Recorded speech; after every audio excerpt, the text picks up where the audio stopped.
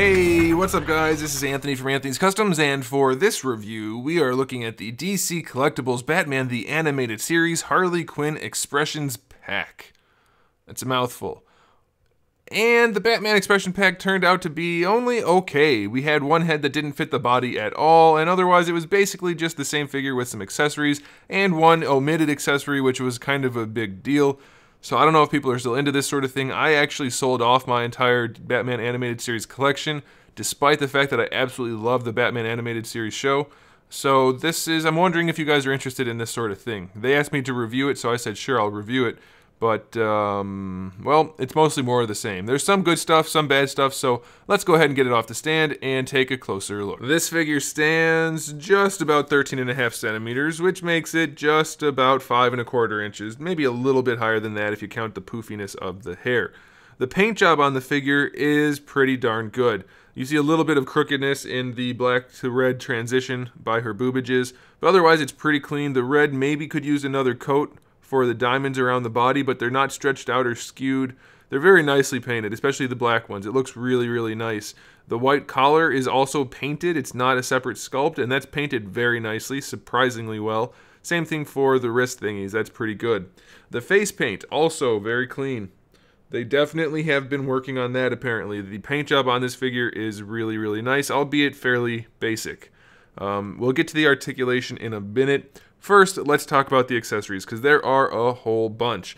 Let's do the heads first. We obviously have the non-Harley Quinn head. It's the Harleen Quinzel head, the unmasked head, if you want to call it that. Then we have 7 other heads. I'm not going to go through each of them.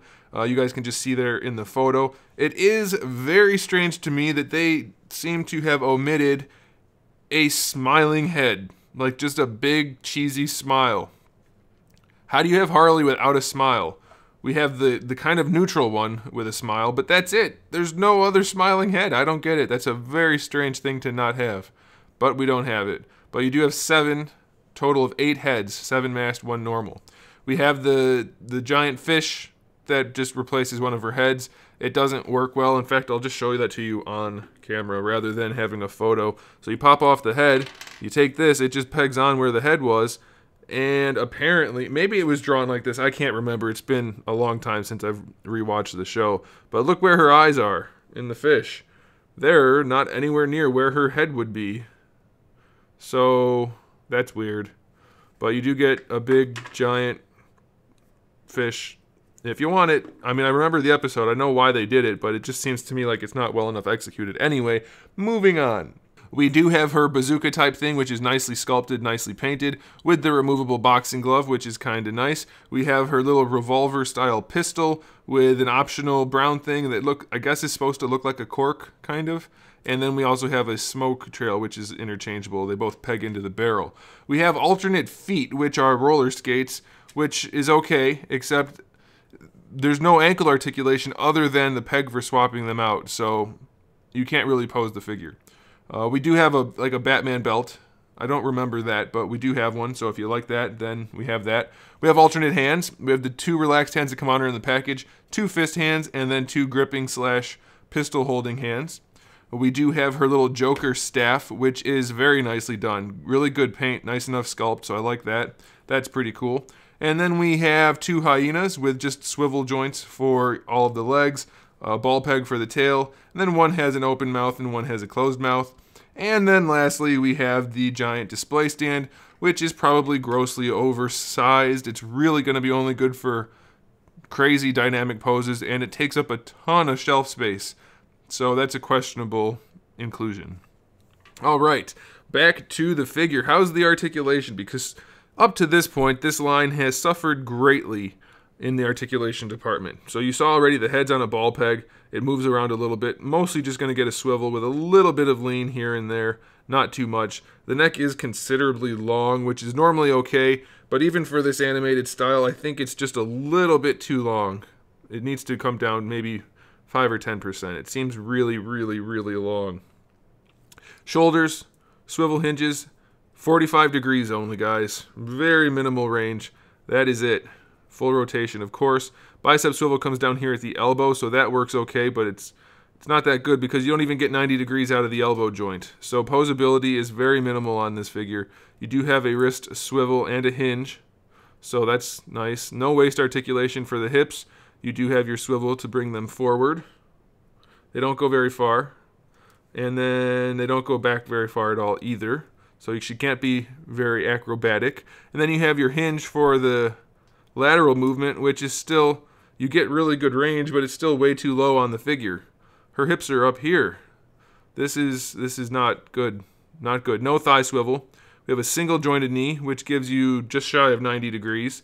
And then for the ankles, like I mentioned, you only have a swivel. So it's absolutely a pain in the ass to stand this figure on a shelf. You need the display stand to hold her up. She never wants to stand. It's almost impossible. It can be done. You saw me balance her on the spinny thing, but it just doesn't work. It's a total problem. And if your figure can't stand, there's not much benefit to buying it. And having to put it on this giant display stand, like, look at that. The base is bigger than the...